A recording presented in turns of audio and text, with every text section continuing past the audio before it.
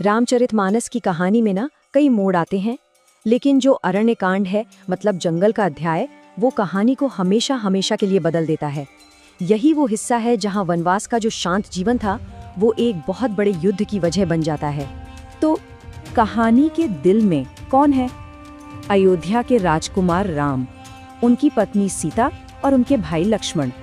इन्होंने अपना राजपाट सब कुछ छोड़कर वनवास को चुना, और ये समय सच पूछिए तो उनके त्याग और कर्तव्य की सबसे बड़ी परीक्षा थी। तो सवाल यही उठता है कि जंगल में इतनी शांति से जो जीवन चल रहा था वो आखिर एक इतने बड़े विनाशकारी युद्ध की वजह कैसे बन गया। चलिए इस कहानी के उतार चढ़ाव को जरा करीब से समझते हैं। तो कहानी की शुरुआत होती है वनवास के उस दौर से जो कह सकते हैं पूरी तरह से आध्यात्मिक शांति और सुकून से भरा हुआ था। सोचिए, कई सालों तक राम, सीता और लक्ष्मण ने एक बिल्कुल सीधा साधा तपस्वियों जैसा जीवन जिया। वो दंडक वन में घूमते, बड़े बड़े महान ऋषियों से मिलते और उनके आशीर्वाद से उस पूरे इलाके में एक शांति और सद्भाव का माहौल बना दिया था। आखिरकार उनका ये सफर उन्हें पंचवटी लेकर आया। ये गोदावरी नदी के किनारे एक बहुत ही पवित्र और खूबसूरत जगह थी। यहीं उन्होंने अपनी कुटिया बनाई और यहीं उनकी दोस्ती हुई महान गिद्ध राजा जटायु से, जो आगे चलकर एक बहुत ही अहम किरदार साबित हुए। लेकिन ये जो शांति थी ना, ये ज्यादा दिन तक टिक नहीं पाई। एक ऐसी मुलाकात हुई जिसने बिल्कुल सब कुछ बदल कर रख दिया और एक बहुत बड़े संघर्ष की नींव डाल दी। उस शांत जंगल में अचानक एक राक्षसी आ पहुंची और उसके आते ही मानो वहां की सारी शांति भंग हो गई। उसका नाम शूर्पणखा था और वो कोई मामूली राक्षसी नहीं थी, बल्कि लंका के शक्तिशाली राजा रावण की बहन थी। बस ये एक पहचान ही उस मुलाकात को बेहद खतरनाक बनाने के लिए काफी थी।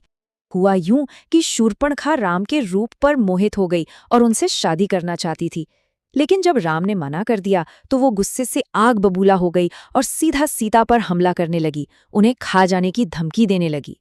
अब हालात को इतना गंभीर होता देखकर लक्ष्मण ने फौरन उसे सजा दी और उसकी नाक और कान काट दिए। ये एक ऐसा कदम था जिसके नतीजे बहुत बहुत भयानक होने वाले थे। अपमानित होकर शूर्पणखा ने बदला लेने की कसम खाई और सीधे पहुंची अपने भाइयों खर और दूषण के पास। अब ये मामला सिर्फ उसके अपमान का नहीं रहा था, ये एक खानदानी बदले की लड़ाई बन चुका था। और बदला लेने के लिए खर और दूषण कितनी बड़ी सेना लेकर आए जानते हैं? पूरे 14,000 राक्षस, एक विशाल सेना। लेकिन राम ने अकेले ही उस पूरी की पूरी सेना को खत्म कर दिया। ये उनकी असाधारण शक्ति का सबूत था। अब कहानी अरण्यकांड के सबसे जरूरी मोड़ पर पहुंचती है। वो मोड़ जहां गुस्सा और बदला मिलकर एक बहुत ही चालाक और दुखद साजिश का रूप ले लेते हैं। अपनी बहन का अपमान और फिर अपने भाइयों की मौत, इस खबर से रावण गुस्से से जल उठा।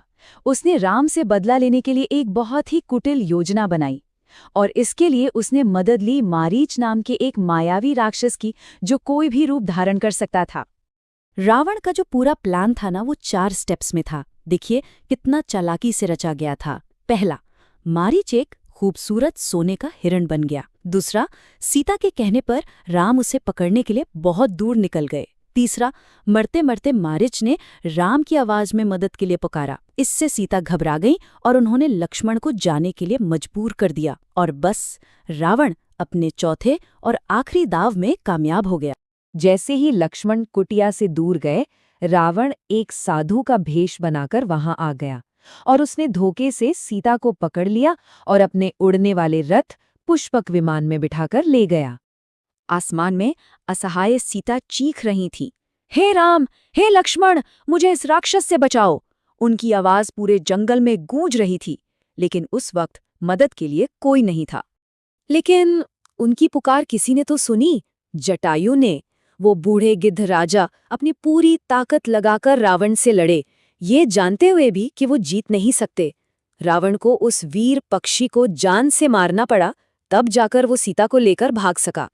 तो सीता का अपहरण हो चुका था और अब दुख और पक्के इरादे से भरी एक नई और बहुत बड़ी खोज शुरू होती है। जब राम और लक्ष्मण वापस लौटे तो कुटिया बिल्कुल खाली थी। सीता को वहां ना पाकर राम का दिल टूट गया।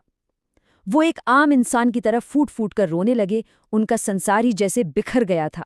तभी उन्हें घायल जटायु मिले। अपनी आखिरी सांसों में जटायु ने उन्हें वो सबसे जरूरी सुराग दिया। सीता का अपहरण लंका के राजा रावण ने किया है और वो उन्हें दक्षिण दिशा की ओर ले गया है। ये एक बहुत बहुत बड़ा सुराग था। इस गहरे दुख के बीच राम और लक्ष्मण शबरी नाम की एक बूढ़ी तपस्विनी से मिले। राम ने उसकी भक्ति से खुश होकर उसे नवधा भक्ति के बारे में बताया, मतलब भक्ति के 9 तरीके। इसमें संतों की संगत करने से लेकर बिना किसी छल के एक सरल विश्वास रखने तक सब कुछ शामिल था। शबरी से ये मुलाकात सिर्फ आध्यात्मिक सुकून ही नहीं देती, बल्कि एक रास्ता भी दिखाती है। शबरी ही राम को पंपा सरोवर के पास रहने वाले वानर राजकुमार सुग्रीव से मदद लेने की सलाह देती है। अब राम के पास एक नई उम्मीद थी, एक नया रास्ता था।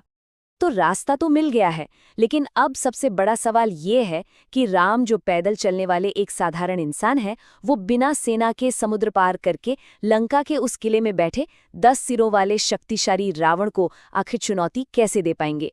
और ये ही सवाल हमें कहानी के अगले और शायद सबसे रोमांचक हिस्से की ओर ले जाता है।